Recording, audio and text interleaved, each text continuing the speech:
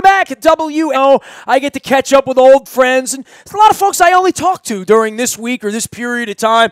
And here's a guy that for many, many years was a part of the inside of the industry, but I actually knew him as his intern, along with Keith Mills and Scott Garceau and Jimmy Hawes over Channel 2 back in 1992 and 93. He often tossed my Houston Oilers jacket onto the floor as I picked up really, really bad cheap pizza on York Road.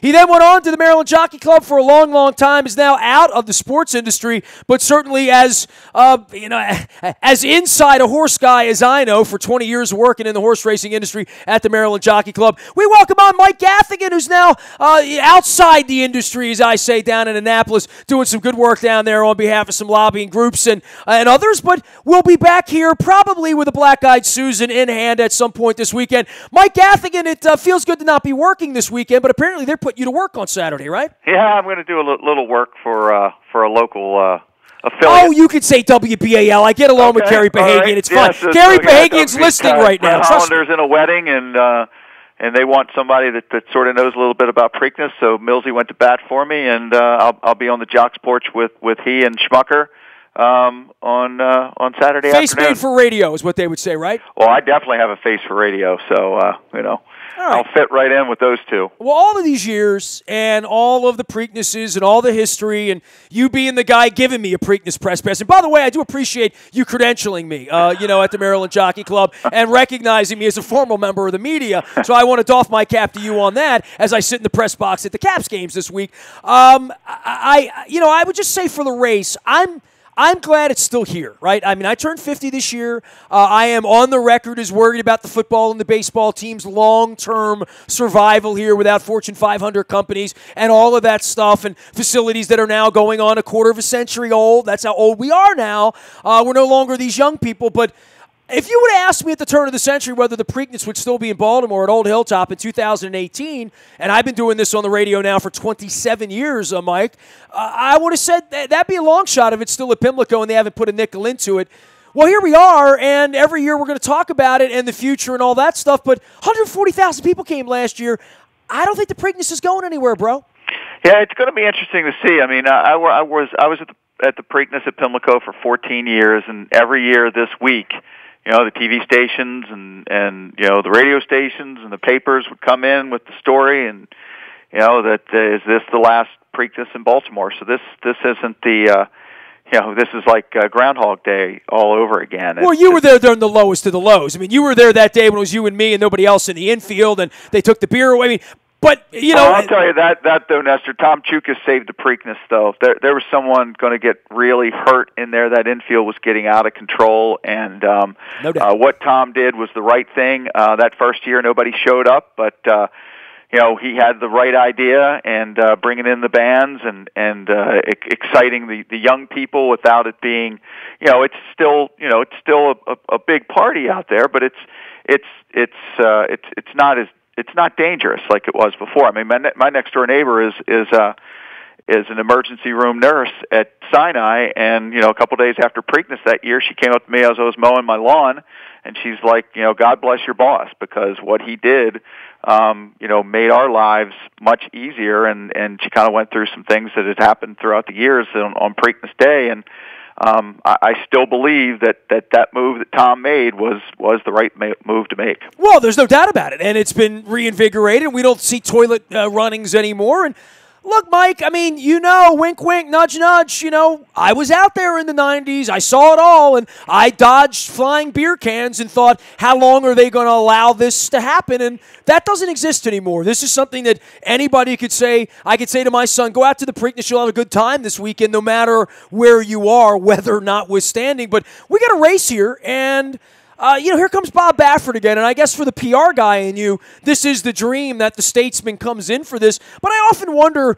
how horse racing can have more than one superstar, right? Like Tiger Woods and Michael Jordan, that's all nice, LeBron, wherever it is. But it would be nice to create more stars, and I guess that's where Chad Brown comes in this week, right? Yeah, it's good. It's an interesting week, Nestor, because, there's going to be 8 horses, and 5 of the 7 trainers, because Lucas has got a pair, but 5 of the 7 trainers have won Preaknesses. So it's Baffert, of course, is 4 for 4 with his Derby winners. He's got 6 Preakness winners. Lucas has 6 Preakness winners. John Service has got a horse that's coming in that's I think under the radar. And he trained Smarty Jones, who during my time was probably 2 of my favorite years. Would have been when Smarty Jones mania hit horse racing, and then when I'll Have Another was a terrific time for us at Pimlico with dealing with Doug O'Neill. And then you have Chad Brown, of course, won last year, and then Steve Asmussen's won twice. So you have major players. I mean, obviously the field is significantly smaller than the Derby, and it always is. But you have the top 2 horses from the Derby, 2 other horses that had troubled trips, and of the 4 new shooters, 2 of them ran well in the Arkansas Derby. You have a Grade 1 winner from the Lucas barn, and then again, I talked about the John Service horse that his numbers or speed numbers are just as good as anybody else in the field, other than Justify and Good Magic. So, that might be a horse that someone's looking to make some money that might want to throw that horse on your ticket. That horse is Diamond King. Well, the Tessio winner, I was down at Laurel for Derby Day with my wife in a hat. Beautiful day down there, and beautiful renovations that they've done down there. And obviously, we'll get to Monday in the Supreme Court and how that's going to affect Laurel and the Maryland Jockey Club, and quite frankly, the Ravens and the Orioles as well, because they're in on this as well. But in getting there 1:30, I looked up on the TV and I saw how horrific it was at Churchill Downs. And you know how much I love the Derby. And my wife, when she was well back in the day, we would fly down to Louisville, make a whole weekend in the Oaks and all that stuff. It was a great weekend to avoid it. But out of this comes this super horse, right? In Baffert and in Justify. And on the back end of American Pharoah, we know what that looks like. I think it's very hard to bet against this horse this week, given what 20 horses in that slop look like and the way the speed worked on the front end of that race, and then on the back end, nobody could catch that horse.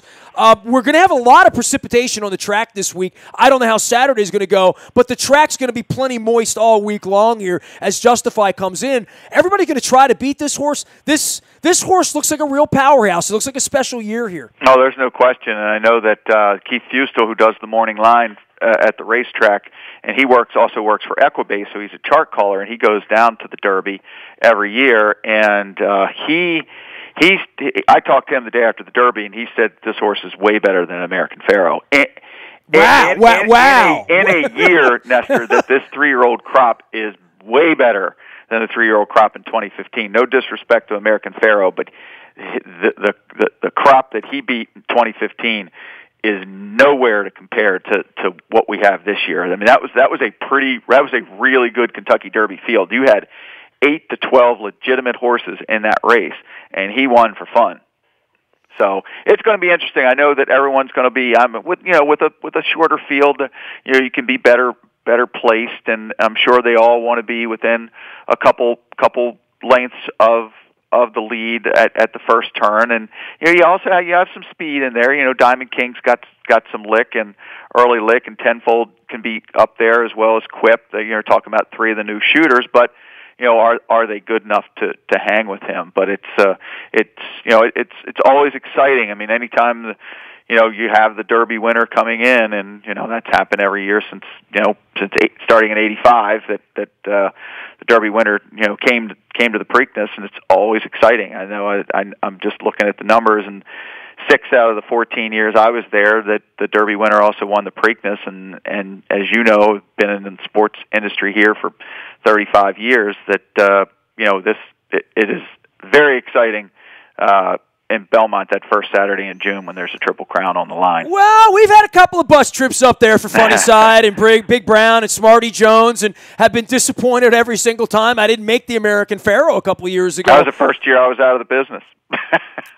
Well, the American Pharoah thing that happened in the middle of my baseball tour, like literally. Okay. Yeah, I mean, I was starting my baseball tour in June, and it just did not fit into the schedule. But as it goes, we're thinking that could be the case here again. Mike Gathagan is our guest, longtime PR guy at the Maryland Jockey Club in Pimlico and Laurel, as the coach would say. All of our WNST programming brought to you by our friends at Michael's Cafe, where they love horse racing. I think we're going to be getting over there after the Preakness on Saturday night, in case there's a Game 5 of the Caps. Time will tell on that. Michael's Cafe, York, Antimonium.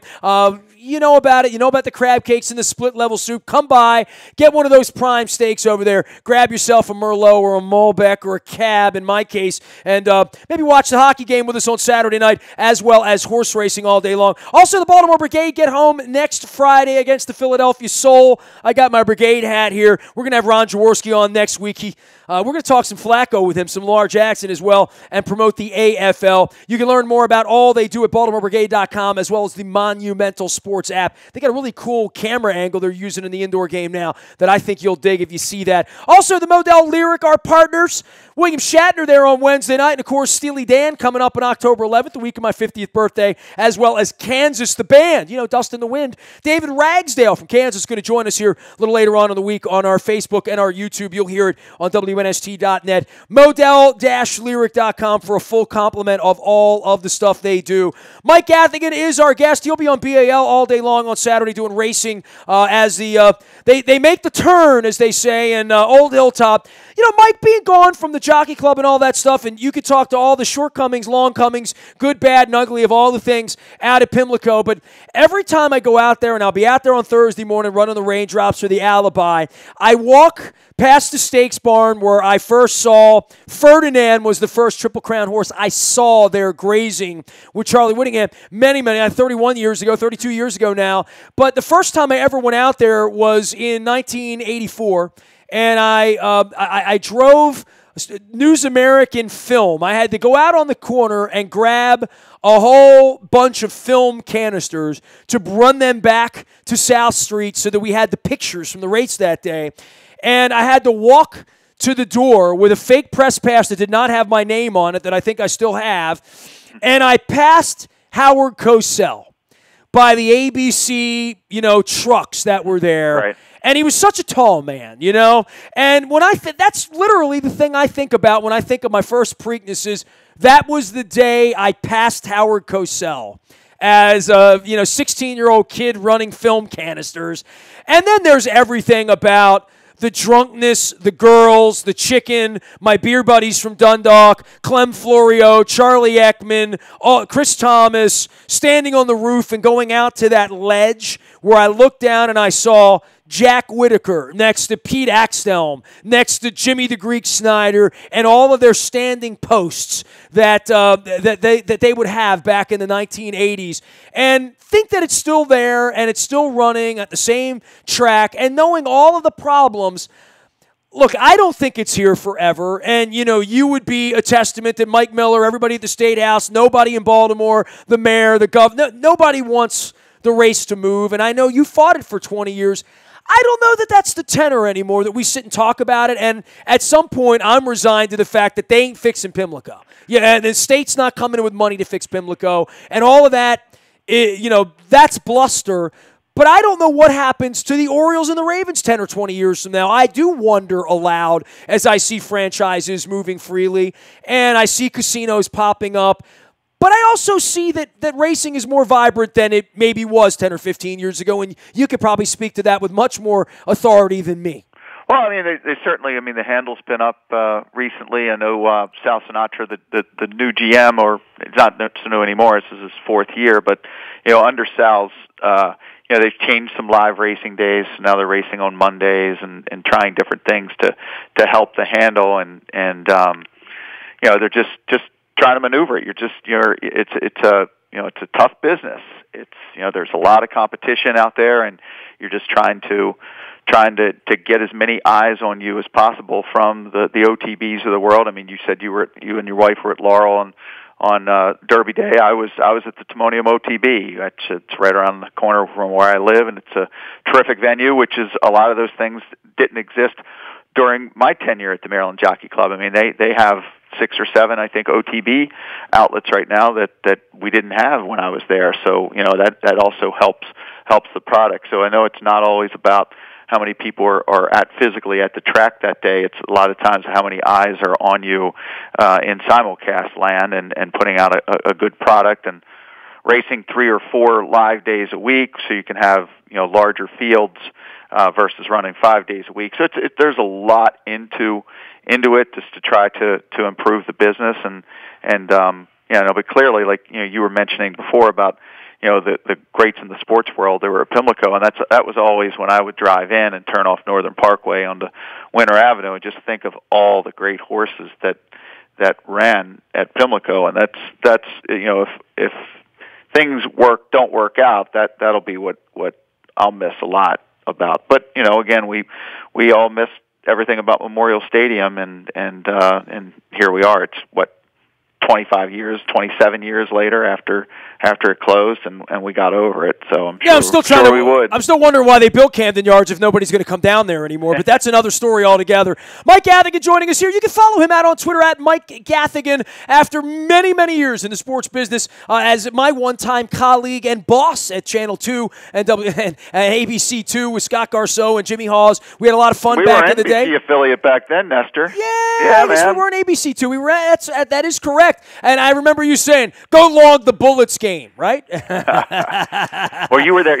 You said 92, 93, so that wasn't the year. So we were always 91, 92 was a good year with the Bullets because that's when my man David Wingate played for the team that year. You're such a sports goober. You've always been the biggest fan, like me. We kind of came into this together. Your picture on the front is, you wearing your Orioles gear at Oriole Park at Camden Yards. You're not in the business anymore, right? Like literally. It's all I've ever done, Mike, right? Since I was 15 years old when I walked into the News American. I turned 50 in October. This is it. This is all I've ever done. And I am wondering when I'm 60 or 70 or 80 how it's going to be or whether I'm going to be doing this or anything like this. But you made a move to not be involved in sports anymore. And now sports is just for fun for you and your family, right? Yeah. It's different. It's clearly different in a lot of ways. I miss it, and especially this week with being Preakness and how intense it was and how we had a great time in sports, and you never know what's going to happen moving forward. But certainly, from the days at MAR and then with the Stallions, and then I worked 3 years with the Wizards, and then to the racetrack. So it was a good run, and you never know what's going to happen moving forward. Well, I think there's an appreciation for me when I go out to the track that you would have if you go out and pet the Clydesdales this weekend. And by the way, I had Stan Salter on last week, and he's like, you go to Preakness.com and you can go tour the barns during the week for free if you sign up. And I'm like, what? And for my wife, that is... she goes to work late on Thursday. She's been under the weather this week, so I don't think she's going to get out there on Thursday. We're doing all we can do to get her there on Saturday, quite frankly, because she has a beautiful hat and the weather and all that stuff. But there's nothing like going out and seeing these people that work with the animals. And I know Bob Baffert comes out, and he's got his sunglasses, his $1 million suit, and he looks like Ric Flair, and he looks like he's about to go, woo! But, you see his hands and that he works in the earth and the background in Albuquerque and what it takes. Look, I know what it takes to have a cat, right? Like literally, right? To change the box on the cat and keep the cat happy and make sure the cat doesn't have to go out and run and help me feed my family on the weekend. The love these people have for the horses and being around the track, that's probably something that you didn't appreciate enough before, during, but now maybe after that. When you go out there, you see this. These people don't live in the spotlight like football players or baseball players or the rest of the stuff we do here. Oh, absolutely. I mean, it's difficult to get a horse to the starting gate.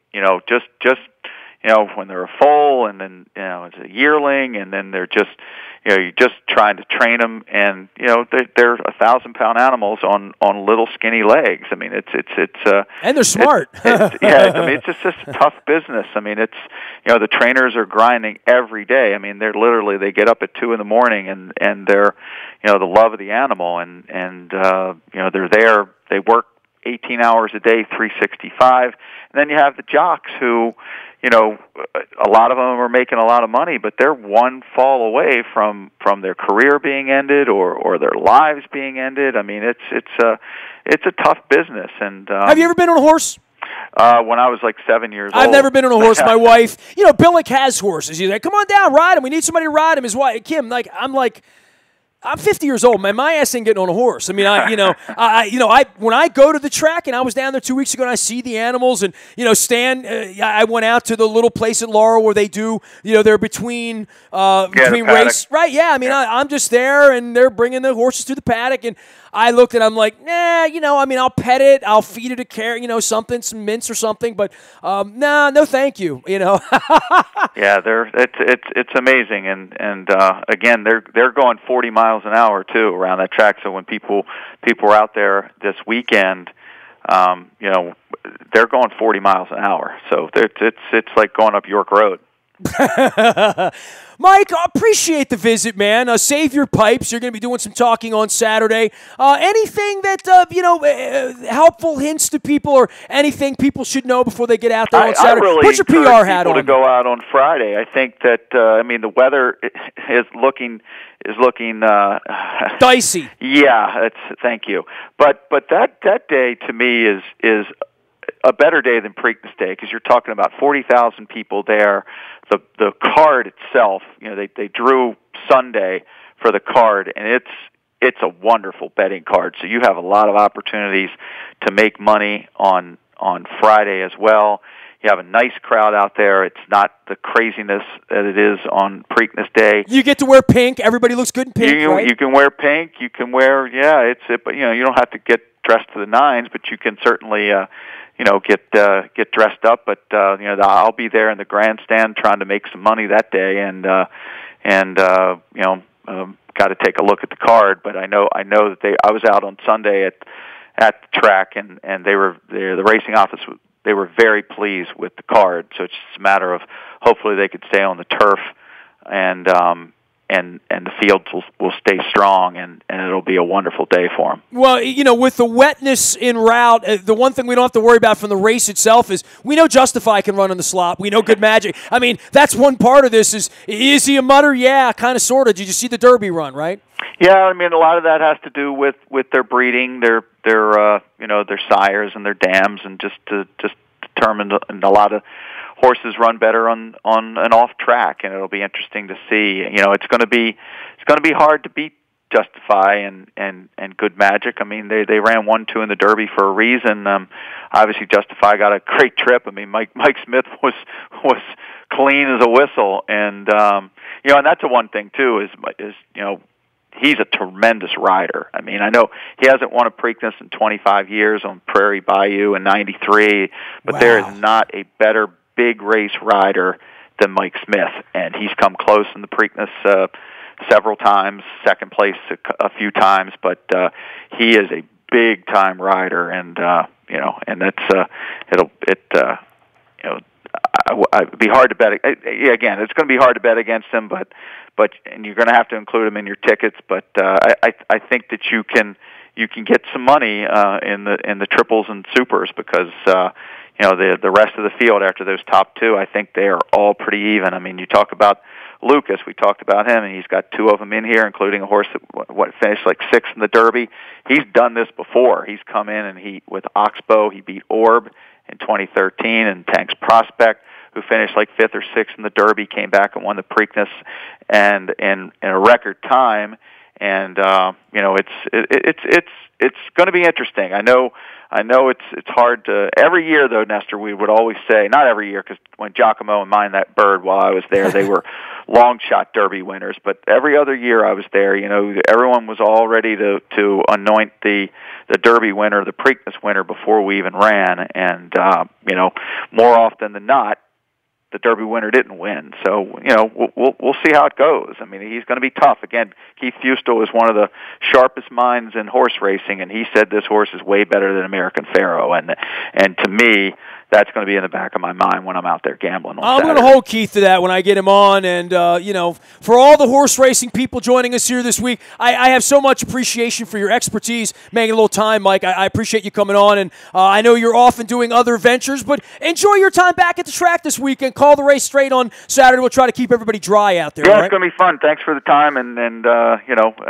bringing back some really great memories because those 14 years working for the Maryland Jockey Club were terrific. Love the DeFrancis family and Lou Raffetto and Tom Chukas, the guys that I worked for. Just tremendous people. Well, roll VIP and try to have some fun out there this week, all right? Sounds good. Thanks, Nestor. Mike Gathagan. Have a black-eyed Susan on my behalf for sure. Mike Gathagan can be followed out on Twitter at Mike Gathagan. That's Gathagan. He'll be doing some stuff with BAL this weekend as they call the race. We're getting you ready for the race with all sorts of conversations, whether it's Dick Girardi and Marty McGee. Bob Baffert joined us as well. Jake Loram from Louisville. Donna Brothers also. Chris McCarron.